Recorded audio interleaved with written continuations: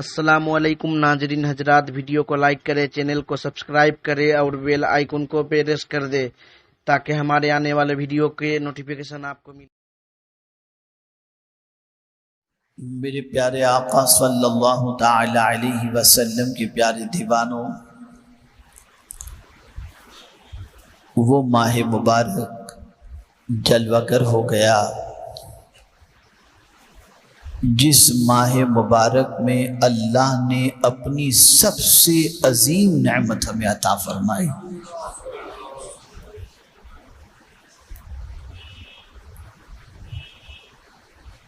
यूं तो उसने बहुत सारी नेमतें हमें अता फरमाई। ज़मीन की शक्ल में भी एक नेमत है, आसमान की शक्ल में भी एक नेमत है, पानी की शक्ल में भी एक नेमत है, हवा की शक्ल में भी नेमत है। माँ बाप भी हमारे लिए नेमत हैं, बीवी बच्चे भी हमारे लिए नेमत हैं, खुद हमारा वजूद, हमारी आँखें, हमारी ज़बान, हमारे कान, ये सब कुछ अल्लाह की नेमत है। लेकिन किसी नेमत को देखकर मेरे रब ने ये नहीं फरमाया कि मेरे बंदे मैंने तुझ पर एहसान किया। लेकिन जब अपना महबूब सल्लल्लाहु अलैहि वसल्लम हमें अता फरमाया और हमने उसे मबूस फरमाया तो इरशाद फरमाया, लक़द मन्नल्लाहु अलल मुअमिनीना इज़ बअस फ़ीहिम रसूला। बेशक अल्लाह ने मोमिनों पर एहसान फरमाया कि उनमें अजमत वाले रसूल को मबूस फरमाया। यूं तो कुरान एहसान जताने से मना करता है। फरमाया, या अय्युहल्लज़ीना आमनू ला तुबतिलू सदक़ातिकुम बिलमन्नि वल अज़ा। ऐ ईमान वालो, अपने सदके को बर्बाद मत करो एहसान जताकर और अजियत पहुंचाकर।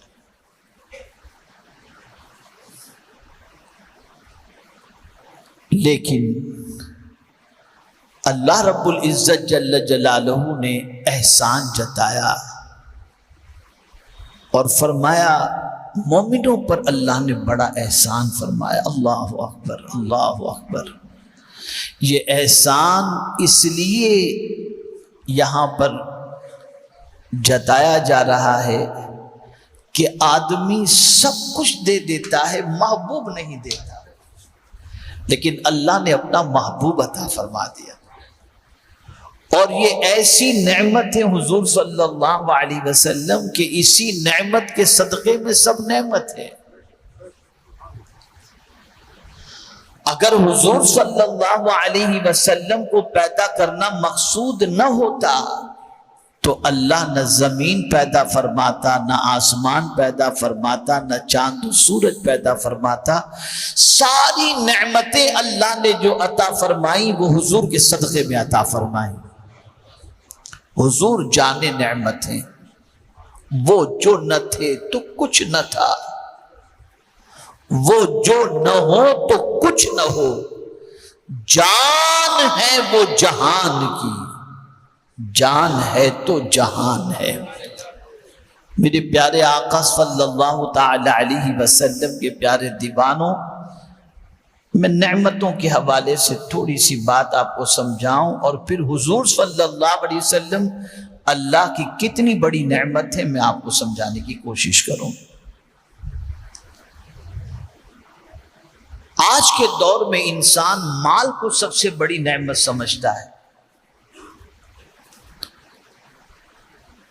और इसी माल के लिए इंसान सुबह से लेकर रात तक तगोदो करता है, मेहनत व मशक्कत करता है, न दिन का चैन देखता है न रात का आराम देखता है।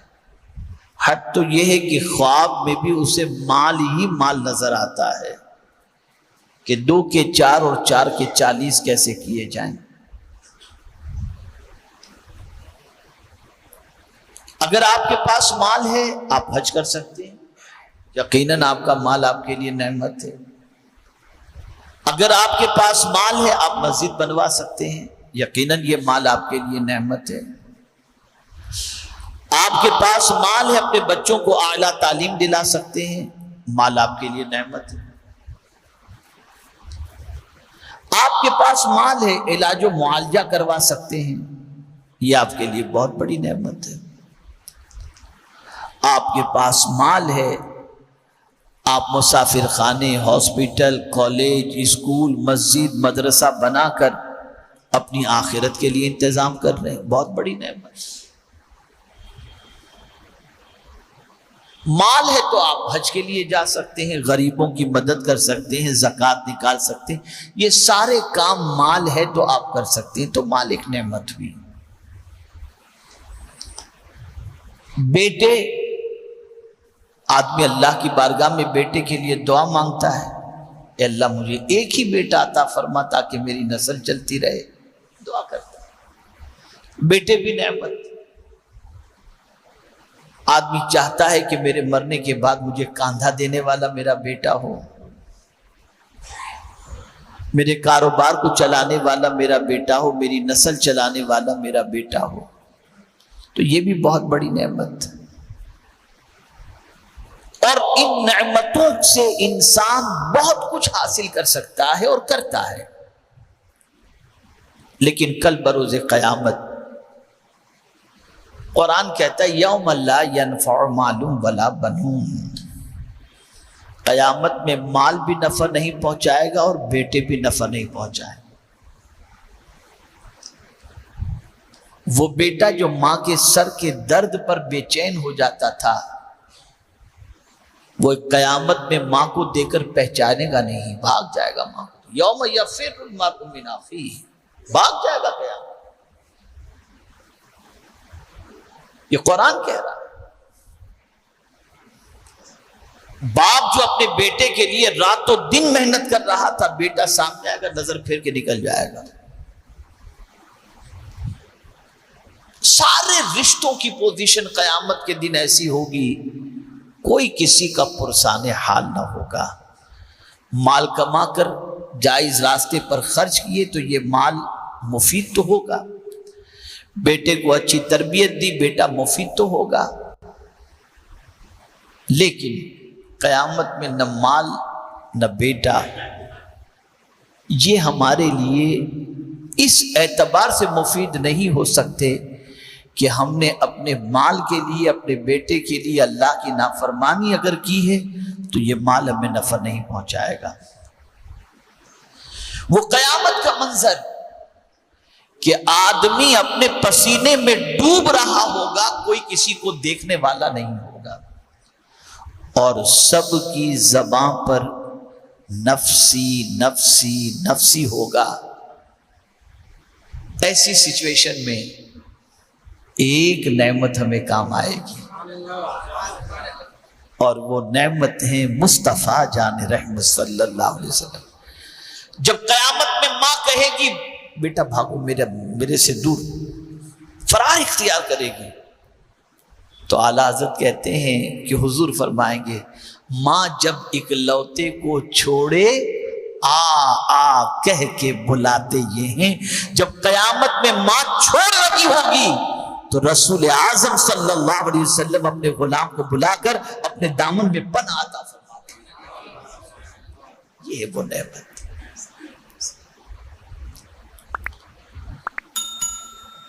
آقا کریم صلی اللہ علیہ وسلم اتنی بڑی نعمت ہے کہ کارخانہ قدرت میں حضور صلی اللہ علیہ وسلم سے بڑھ کر کوئی دوسری نعمت نہیں۔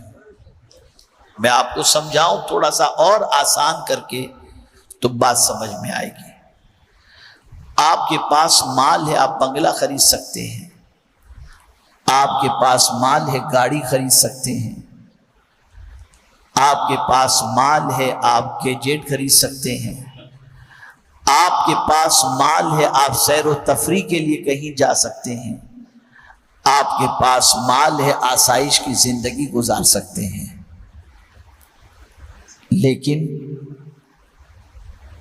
رسول اعظم صلی اللہ علیہ وسلم اللہ کی اتنی بڑی نعمت ہیں کہ اگر کوئی اس نعمت پر ایمان لے آئے اور اس نعمت کو اللہ کے رسول کی حیثیت سے قبول کر لے تو آپ جانتے ہیں ان کے صدقے میں کیا ملے گا؟ آقا کریم صلی اللہ علیہ وسلم کے صدقے میں اللہ جنت عطا فرما دے گا۔ دنیا کی نعمتوں کے عوض کے اندر دنیا ملتی ہے، اور حضور صلی اللہ علیہ وسلم اللہ کی اتنی بڑی نعمت ہیں کہ ان کے صدقے میں ایمان ملا، ان کے صدقے میں قرآن ملا، ان کے صدقے میں رحمان ملا، اور حضور ہی کے صدقے میں اللہ جنت بھی عطا فرمائے گا۔ اتنی بڑی نعمت۔ اسی لیے مائیں اپنے بچوں کے سینے میں حضور کی محبت پیدا کرتی، اور وہ جانتی تھی کہ جب کوئی رشتہ کام نہیں آئے گا تو حضور کا رشتہ کام آئے گا۔ جب کوئی پرسان حال نہ ہوگا تو اس وقت رحمت عالم صلی اللہ علیہ وسلم سہارا دیتے نظر آئیں گے۔ آج جب ہم درود شریف پڑھنے کے لیے کہتے ہیں تو کوئی زندہ دلی سے پڑھتا ہے، کوئی مرے دل سے پڑھتا ہے، کوئی کثرت سے پڑھتا ہے، کوئی مختصر پڑھتا ہے، لیکن آپ کو نہیں معلوم یہ درود شریف کتنی عظیم دولت ہے۔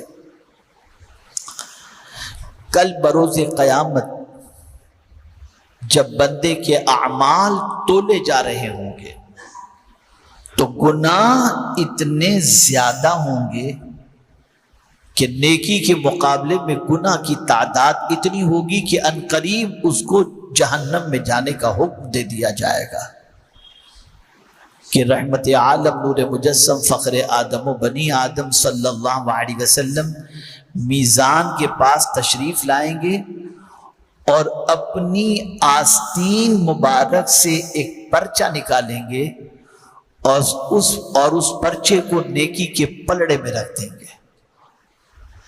اب نیکی کے پلڑے میں رکھتے ہی نیکی کا پلڑا گناہ کے پلڑے کے مقابلے میں بھاری ہو جائے گا، اور اس بندے کو حکم دیا جائے گا کہ اس بندے کو جنت میں داخل کر دو۔ وہ بندہ رسول اعظم صلی اللہ علیہ وسلم کو دیکھ کر عرض کرے گا، اے نورانی چہرے والے، آپ کون ہیں اور اس پرچے میں کیا تھا جس کی وجہ سے میری نجات ہو رہی ہے؟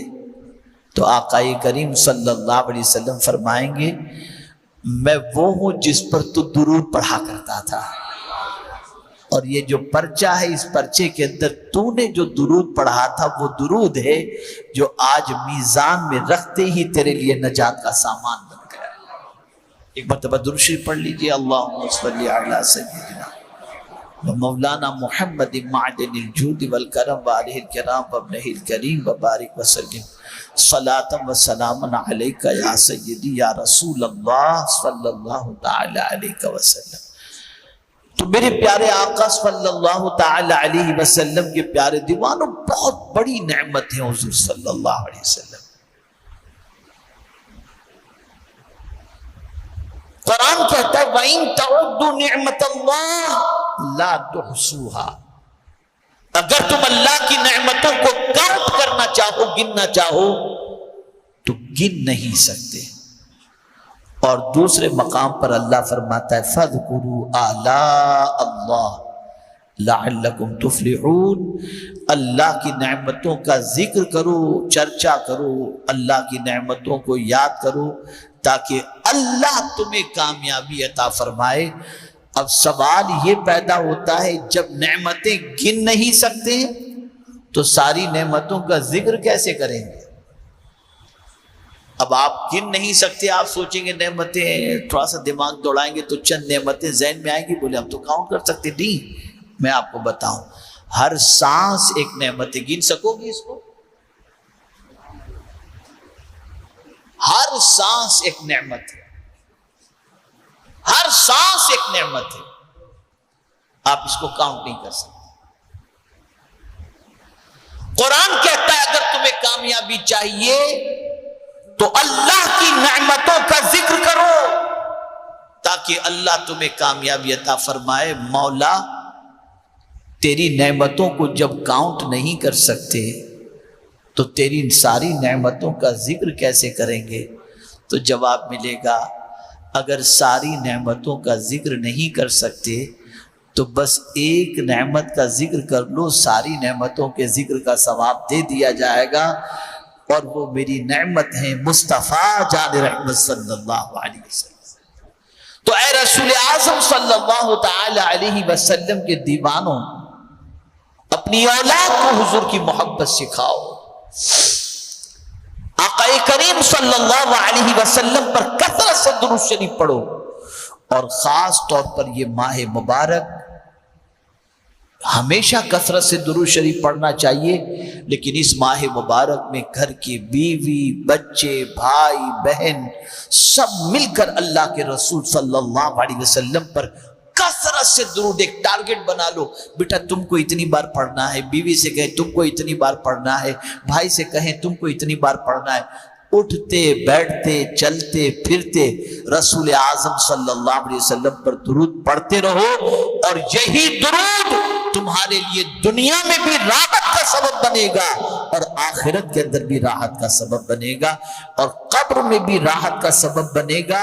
جس کی درود شریف کی عادت ہوگی، جب اس کے مرنے کے بعد اسے قبر میں اتارا جائے گا تو حضور کو دیکھ کر فوراً درود پڑھے گا، اس کی بخشش ہو جائے گی۔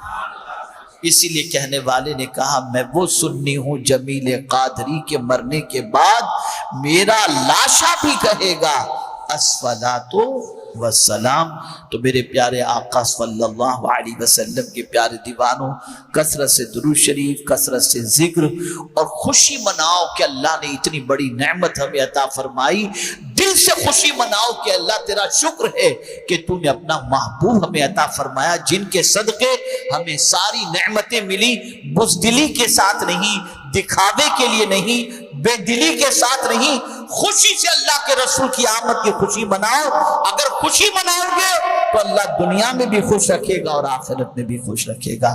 اللہ مجھے آپ کو سب کو اس عظیم نعمت سے وابستگی کی توفیق نصیب فرمائے، اور اس عظیم نعمت کی محبت ہم سب کے دل و جان کے اندر پیوست فرما دے۔